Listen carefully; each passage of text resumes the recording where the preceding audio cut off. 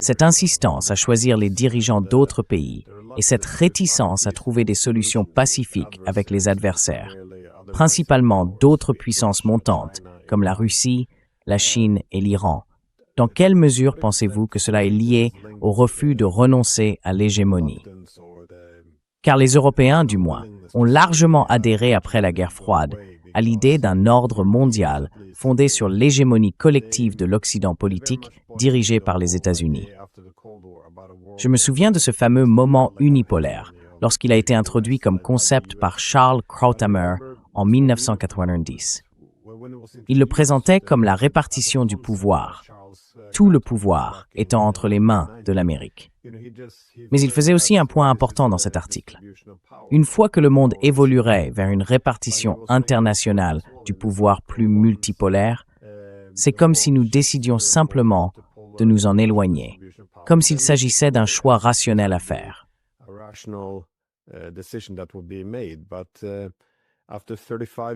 Après 35 ans, durant lesquels cette classe politique a été formée dans l'idéologie selon laquelle l'hégémonie perpétuelle de l'Occident apporterait, en quelque sorte, cette théorie de la paix démocratique, qu'elle stabiliserait le monde, transcenderait le chaos du passé.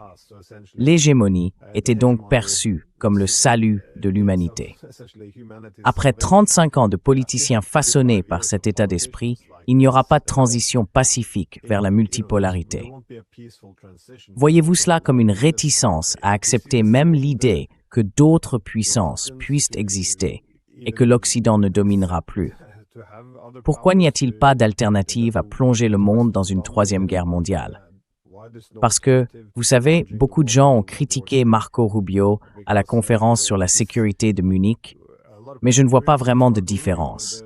C'est essentiellement la même logique que j'entends chez les dirigeants politiques, à travers l'Europe également. Enfin, pas tous, mais beaucoup.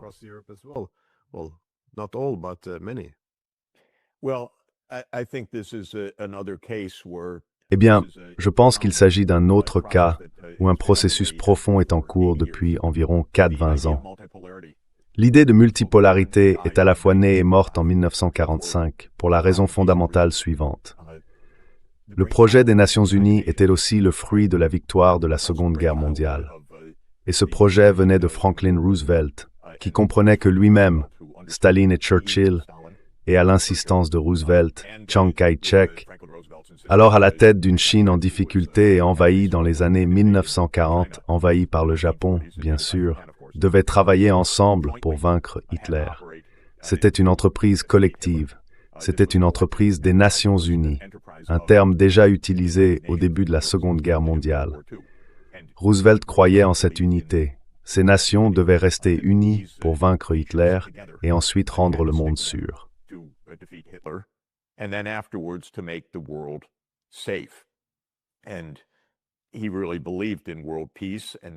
Et il croyait vraiment en la paix et en la sécurité mondiale. Sur le terrain, l'Union soviétique a supporté l'essentiel de la tâche pour vaincre Hitler, perdant 27 millions de personnes et jouant un rôle clé dans la destruction de la machine de guerre hitlérienne. Et Roosevelt le savait. Les États-Unis ont joué leur rôle particulier en tant qu'épine dorsale industrielle de la victoire pendant la Seconde Guerre mondiale, en fournissant des armes, des avions, des technologies, des radars et ainsi de suite qui ont rendu cela possible. Mais c'est l'Union soviétique qui a supporté le poids principal de la guerre. Roosevelt était absolument déterminé à coopérer avec Staline tout au long du conflit et en était capable, repoussant souvent Churchill au second plan. Roosevelt n'était pas particulièrement séduit par l'Empire britannique.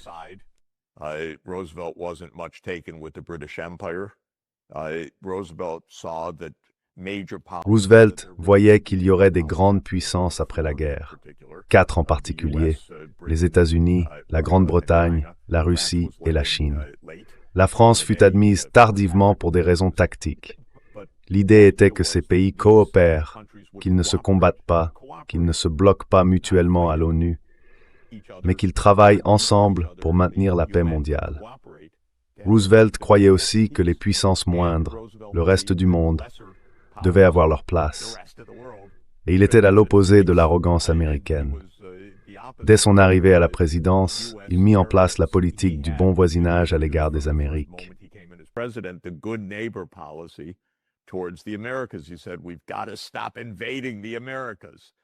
Il a dit « Nous devons cesser d'envahir les Amériques comme Trump l'a fait récemment au Venezuela et s'apprête à le faire à Cuba. » C'est ainsi que l'ONU est née.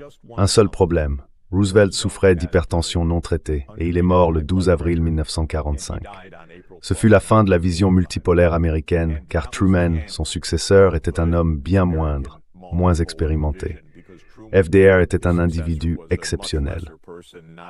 Et Truman a immédiatement adhéré à l'idée que c'était désormais une guerre contre le bolchevisme. FDR n'était pas vraiment impressionné par ces étiquettes, il faut le dire. C'était un grand pragmatique. Il se moquait de savoir qui appelait qui comment, quel label, quel titre, quelles idéologies.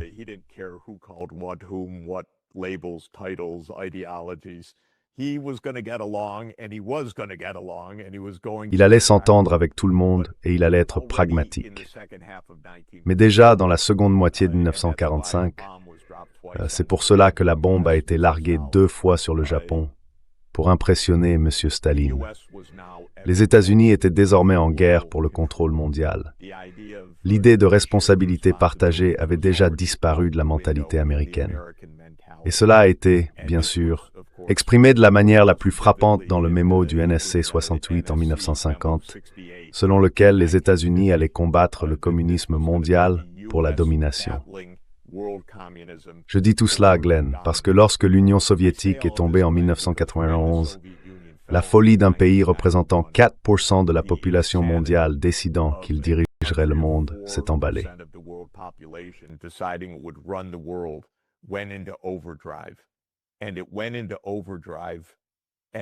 Et cela s'est emballé, et c'est resté en sur-régime depuis 1991. Les États-Unis se sont perçus, et par États-Unis j'entends la CIA, le complexe militaro-industriel numérique, ceux qui prennent les décisions de guerre qui nous ont entraînés sans relâche dans les conflits, qui allouent des milliers de milliards de dollars et ainsi de suite, comme dirigeant le monde. Lorsque la Chine a gagné en puissance au fil de plusieurs décennies, les États-Unis s'en sont rendus compte vers 2010. Cela a affolé ces aspirants hégémonistes. Désormais, il y avait un ennemi. La Russie, elle, a été écartée comme étant de toute façon plutôt inutile. Donc, rien d'inquiétant. Ainsi, nous n'avons plus besoin d'écouter ce que la Russie dit.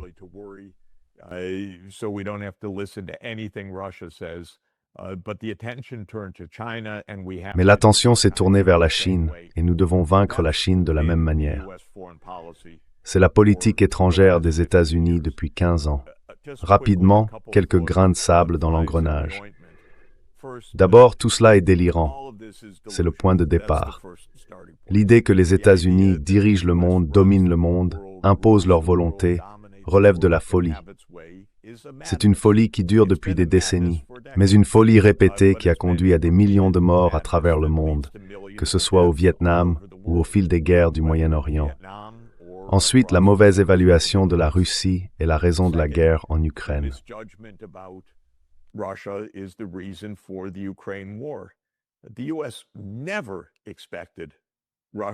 Les États-Unis ne s'attendaient jamais à ce que la Russie résiste à l'élargissement de l'OTAN, ni à ce qu'elle tienne tête aux États-Unis, ne serait-ce qu'un instant. C'est à la fois une dépréciation de la Russie et une exagération profondément illusoire de la puissance américaine. Les deux vont de pair. La guerre en Ukraine est fondamentalement le résultat d'une illusion américaine, exposée très clairement par Zbigniew Brzezinski en 1987. Dans Le Grand Échiquier, il expliquait précisément en quoi consistait cette illusion et concluait que la Russie ne pourrait pas résister à l'élargissement vers l'est de l'OTAN et de l'Europe. Et puis, l'autre élément perturbateur, c'est Israël.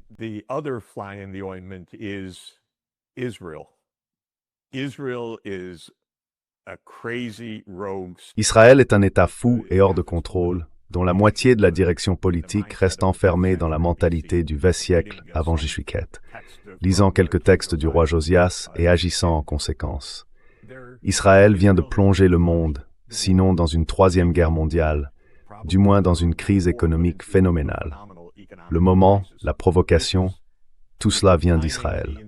Le fait que les États-Unis s'y associent s'explique par la parfaite cohérence avec leur projet hégémonique. Mais c'est bien l'œuvre d'Israël, une folie totale. Et à cause de l'influence du lobby israélien aux États-Unis, cette folie n'est même pas remise en question. Excusez-moi, il fallait bien que nous ayons un ambassadeur en Israël.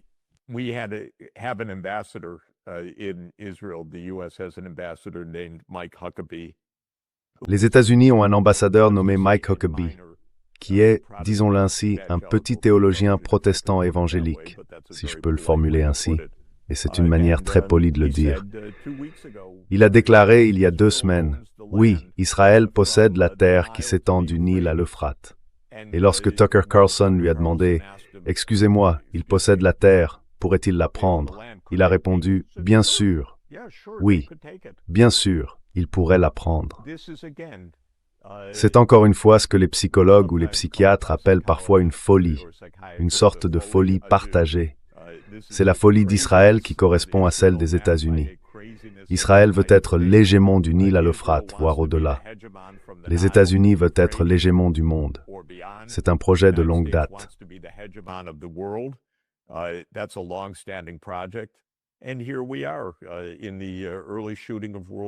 Et nous y voilà, au premier stade de la Troisième Guerre mondiale, à moins que quelqu'un, d'une manière ou d'une autre, se lève et mette fin à cette folie. Ceux qui ont le plus de chances de le faire au bout du compte sont la Chine et la Russie, car elles sont mûres, conscientes et pas vraiment ravies de ce projet hégémonique américain. Si l'Inde reconnaissait clairement ses propres intérêts, elle pourrait également jouer un rôle majeur dans cette affaire. Mais l'Inde s'est en partie ralliée au projet américain, et cela soulève une grande question. À quoi pense l'Inde? À quoi pensent les dirigeants indiens? Ils ont eu l'Empire britannique pendant quelques siècles. Cela aurait dû suffire. Ils devraient avoir l'instinct de savoir qu'il ne faut pas suivre l'Empire américain dans ce genre de folie.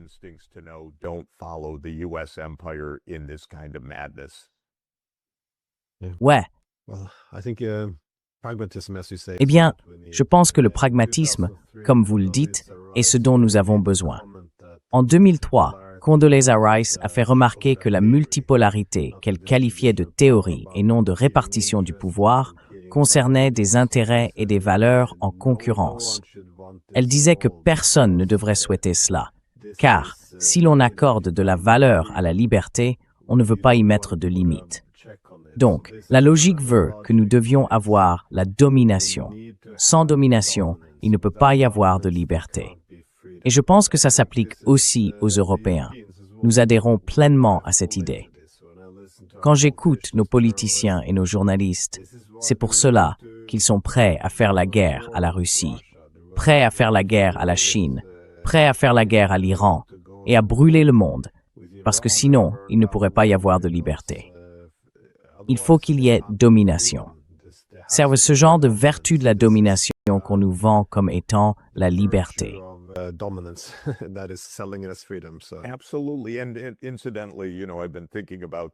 Absolument. Et d'ailleurs, vous savez, j'y ai beaucoup réfléchi, en particulier à l'état d'esprit anglo-américain, parce que la Grande-Bretagne et les États-Unis ont fait le plus de dégâts de cette manière depuis quelques siècles. Cet état d'esprit remonte à la philosophie de Thomas Hobbes, qui affirmait que, dans l'état de nature, la vie est solitaire, pauvre, désagréable, brutale et brève.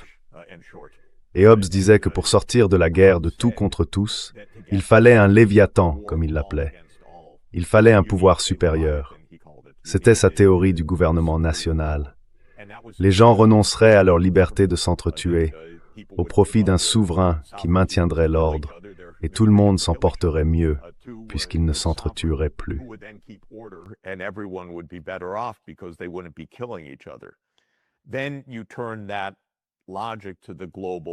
Ensuite, vous appliquez cette logique à l'ordre mondial.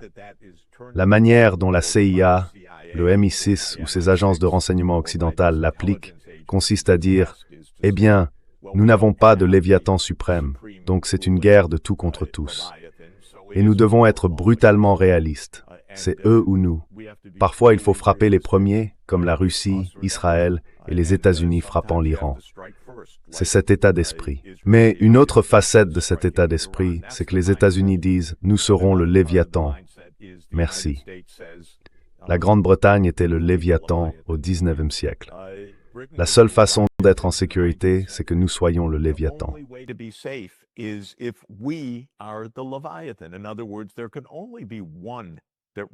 En d'autres termes, il ne peut y en avoir qu'un seul qui dirige le monde, et ce sera celui qui dirigera le monde. Maintenant, il existe une autre voie, qui consiste à s'entendre les uns avec les autres. Vous établissez des règles communes. Vous partagez le bac à sable. Nous apprenons cela à nos enfants de 5 ans.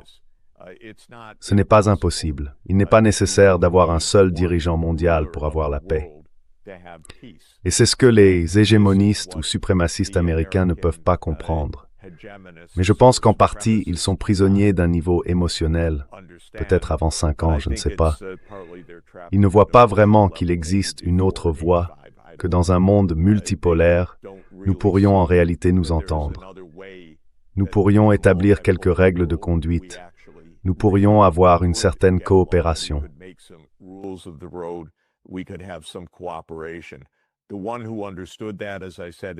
Celui qui avait compris cela, comme je l'ai dit aux États-Unis, c'était Franklin Roosevelt.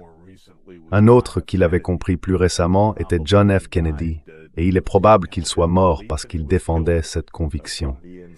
Il a été tué de l'intérieur parce qu'il portait cette conviction. C'est donc une lutte difficile et nous vivons un moment d'une dangerosité extraordinaire dans le monde. Si cela continue, Trump continue de croire qu'il choisira le prochain dirigeant de l'Iran et que cela mènera à une reddition inconditionnelle. Bien sûr, les choses dépendront alors des résultats militaires. Mais une véritable possibilité est celle d'une crise économique mondiale provoquée par Israël et les États-Unis, comme nous n'en avons pas vu depuis longtemps.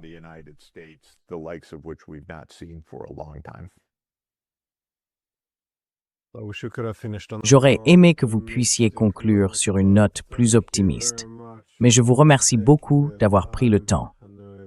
Je sais que vous avez une journée chargée là-bas à Rome, alors essayez d'en profiter en ces temps périlleux, et j'espère vous revoir bientôt. À bientôt, merci.